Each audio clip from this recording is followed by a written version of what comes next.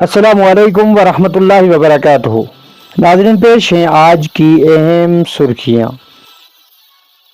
جموں و کشمیر میں بھائی چارے اور ہم آہنگی کو فروغ دینا حکومت کی اولین ترجیحات میں شامل۔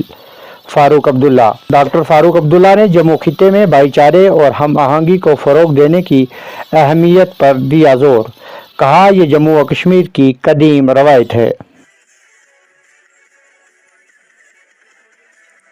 اننت ناگ میں پولیس نے 4 منشیات فروشوں کو کیا گرفتار۔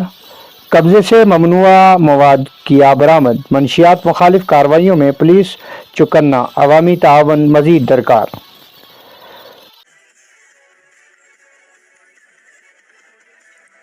صوبائی کمشنر کی عوام سے یوم جمہوریہ کی تقریبات میں بڑھ چڑھ کر شرکت کی اپیل۔ حسب سابق اتوار کو یوم جمہوریہ بڑے تزک و احتشام سے منانے کا اہتمام۔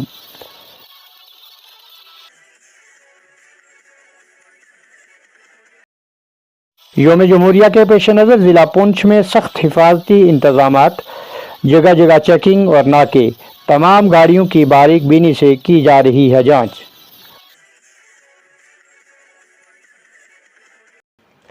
تحصیل منڈی کے ڈھڑا فتح پور کا ایک وفد بلاک میڈیکل آفیسر منڈی سے ملاقی، علاقہ کے متعدد طبی مسائل پر کیا تبادلہ خیال۔ میڈیکل آفیسر نے وفد کو دی یقین دہانی۔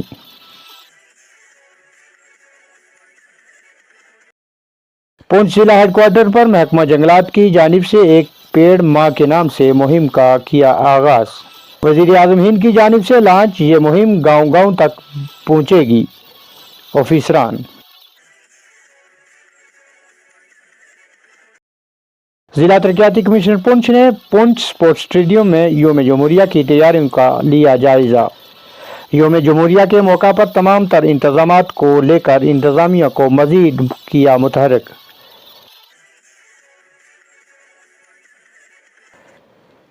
منڈی تحصیل ہیڈ کوارٹر پر یوم جمہوریہ 2025 کی فل ڈریس ریہرسل۔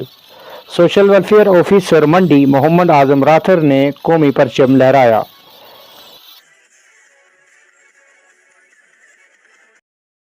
یوم جمہوریہ 2025 کی تیاریاں زور و شور سے جاری۔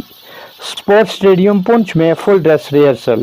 ایڈیشنل ترقیاتی کمشنر پونچھ طاہر مصطفیٰ ملک نے لہرایا ترنگا اور پریڈ پر لی سلامی۔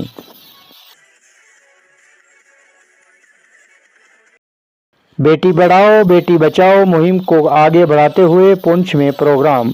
محکمہ سوشل ویلفیئر کی جانب سے پروگرام کا کیا گیا انعقاد۔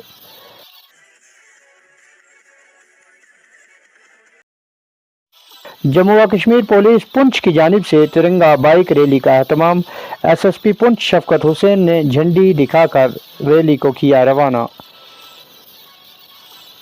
ناظرین، اسی کے ساتھ دیجیے اجازت۔ خدا حافظ۔